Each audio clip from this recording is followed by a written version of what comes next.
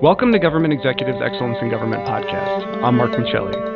As the demographics of the American workforce continue to change, the workplace is slowly but surely becoming more diverse than ever.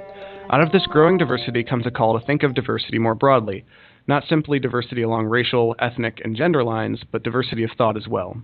As the neuro and behavioral sciences begin to unravel the mysteries of the human brain and how we think, managers and workplaces have new opportunities to harness the diversity of thought in each individual to make their organizations more agile, collaborative, and innovative. Here to talk with me today about diversity of thought and the future of the workforce is Kelvin Womack, Managing Principal of Diversity and the Lead Principal for the Federal Health Practice at Deloitte Consulting. Kelvin, thank you so much for joining me. Yeah, thanks, Mark, for having me. Kelvin, when we think of diversity, our minds usually go to diversity among distinct groups in society along lines of race, origin, or gender. And while important, you think diversity should be thought of more broadly, specifically in types of thinking. Can you kind of tell us a little bit about what diversity of thought is? Yeah, absolutely, Mark, and thanks for having me this morning. So I think the timing of this conversation is absolutely fitting. If we all think about it, just recently, this year, we are celebrating the 50-year anniversary of Dr. Martin Luther King's I Have a Dream speech. And I think we all recall, because most of us have heard that speech, I certainly have many, many times, an excerpt from that speech where Dr. King said that we should all be judged not by the color of our skin, but the content of our character. And I think as we talk about diversity of thought, this is really talking about realizing that dream that Dr. King had for all of us 50 years ago. So when we talk about diversity of thought, what we're talking about is how our lived experiences and our neural makeup, basically how we're wired from birth, combined with our lived experiences, impact the way we solve problems, impact the way we contribute to business and contribute to the impact of our organizations. What is it that you think we're learning right now, perhaps about how the human brain works and how we each think, that makes federal managers understanding diversity of thought so important? So there's two things I think that are converging today that make this even more important and actually potentially more impactful for us. First of all, as you just mentioned, some of the advances that we're seeing in some of the research that we've done in neuroscience are suggesting that more and more we are getting smarter about, really what causes people to think the way they do. Obviously, we have mapped the human brain and are continuing to map the greatest computer ever invented. And we're just learning more and more about how that device of ours really works. So that's one thing that's happening. The second thing that's happening, and I think we can all recognize, is the pace of technology advancement. And some of those technology advancements are enabling us to connect people in ways that we just could not, many, many years ago. And when I say connect people, connect the thinking of people, regardless of where you're located and regardless of, quite frankly, what devices you're using. It amplifies our ability to connect minds and thinking together in ways that we just haven't been able to do before. And if you think about things like social media, gamification, and crowdsourcing, those are examples of the kinds of technologies that we're seeing today that are advancing that help us scale the collective insights of any organization, including government organizations. So I think those two things are really, making this more important for us to think about today. And I'm often asked, is diversity of thought a replacement for our traditional diversity and inclusion programs? And my answer to that is absolutely not. This is an advancement or a building upon something that must continue. Those traditional programs are really aimed at breaking down barriers, breaking down those things that within organizations that disallow us to help our people bring their authentic selves to work. We want our people to feel valued regardless of what gender, race, ethnicity, sexual orientation you have. We want our people to feel valued, and very importantly, if they're valued, they will feel more comfortable in bringing their authentic, full selves to work. What are the benefits, in addition to having people be authentic and perhaps feel more comfortable sharing their ideas in different groups? What are the benefits of diverse thinking to organizations? So that's a very good question. So if you think about it, Mark, today we hear this term innovation all the time, and innovation is for any organization, and particularly government organizations, is more important today, I think, than it ever has been, simply because we have the ability through technologies and other advancements to advance the effectiveness and productivity of a collective workforce. So there's three things that we think about when we talk about the benefits of diversity of thought. So first, I've already alluded to, diversity of thought increases the scale of collective insights of an organization. Every organization has to do a very, very good job of generating impactful ideas, generating creativity throughout the organization. Well, we think focusing more on what the mind power of our people and the ways that they think and how those unique and distinct ways of thinking add to the problem-solving abilities of any organization is one of the things we get. So it scales an organization's thinking power if we can harness this the right way.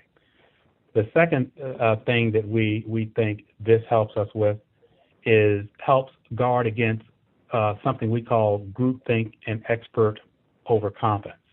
And I think, Mark, all of us have been in sessions, brainstorming sessions or collective thinking sessions where, when you have a group of people in the room, particularly experts on a certain topic, you can suffer a bit from those experts, wielding or putting out thought that is, quite frankly, traditional and that is not challenged. And we feel strongly that if thought is not challenged, if people don't feel comfortable in putting their ideas onto the table, no matter whether they think those ideas may go against the common thinking of a group, we think an organization suffers, from that because you don't get the most creativity and innovation from your group. And finally, I think diversity of thought, when we look at it, going back to the Dr. King quote, we think it will help an organization identify the right employees who can tackle their best and most impressing problems. And this goes back to what we mentioned earlier about some of the advances in neuroscience and being able to match, people with different thinking skills and thinking types. So how can managers get their organizations there? How can organizations increase the diversity of thought in their organization? Does it begin with hiring, or can managers do things to actively enhance diversity among existing teams right now? So there's three things that I think with diversity of thought that we think organizations should be doing. First of all, we need to think about hiring differently.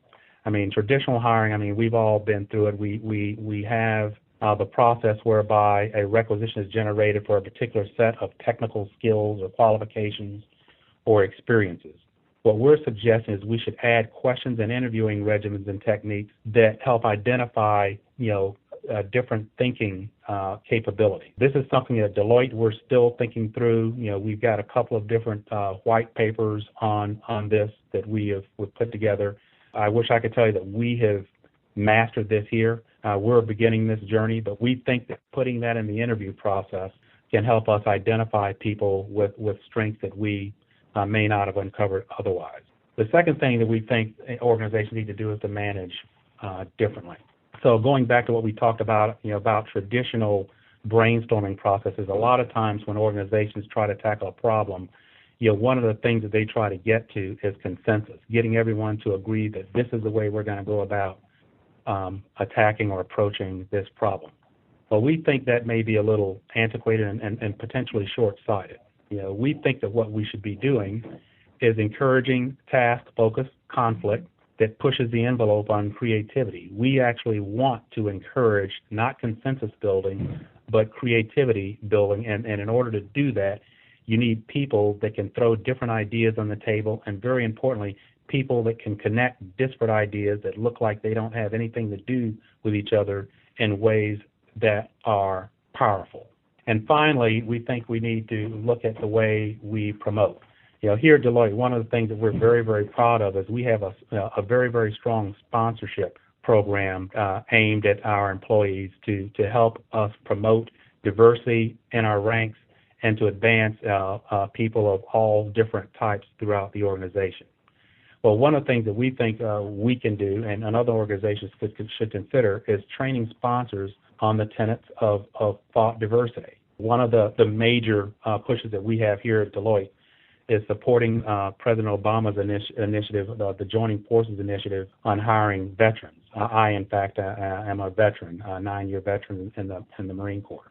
So one of the things that we know that veterans tend to bring to the workforce that's different in the way they think than others is they have been trained in the art of thinking quickly, thinking under pressure, how to improvise and to be resourceful, and I could go on and on and on. So when we hire people for a particular skill set, it could be an information technology skill set, and one's a veteran and one's a very skilled technologist, those traits that we get with that veteran that we may or may not get with the other person that has the same technical skills is something that we think that we should be looking for. And in fact, once we get those folks in our organization, we should consider that as we promote and try to advance our people throughout the organization.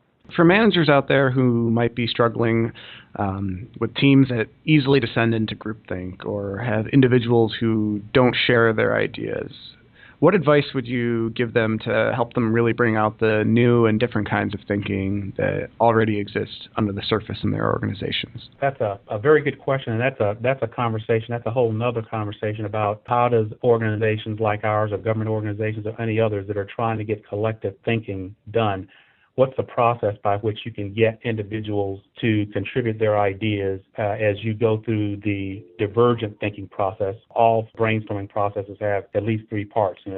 Divergent thinking, where you just gather as many ideas as you can, and every idea is a good idea, et cetera, et cetera. And then you go into convergent thinking, where you take all of those ideas and start to combine them in ways that create impactful ideas.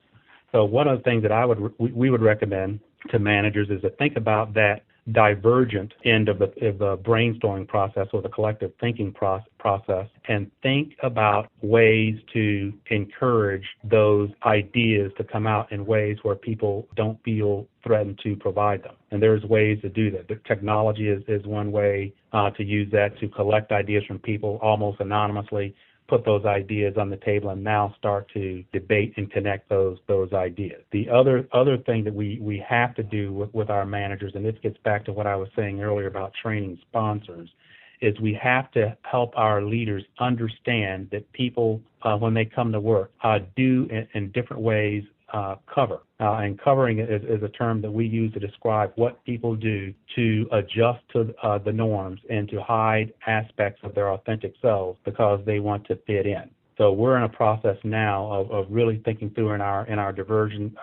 diversity and inclusion programs of educating our people on the nuances of covering and what that means when it comes to what we're talking about this morning, what that means to placing barriers in front of people being willing to provide their diverse and distinct thinking to us as an organization. So I think government organizations should think about that, and I think, quite frankly, all of these ideas are things that every organization should think about. Kelvin, thank you so much for your time.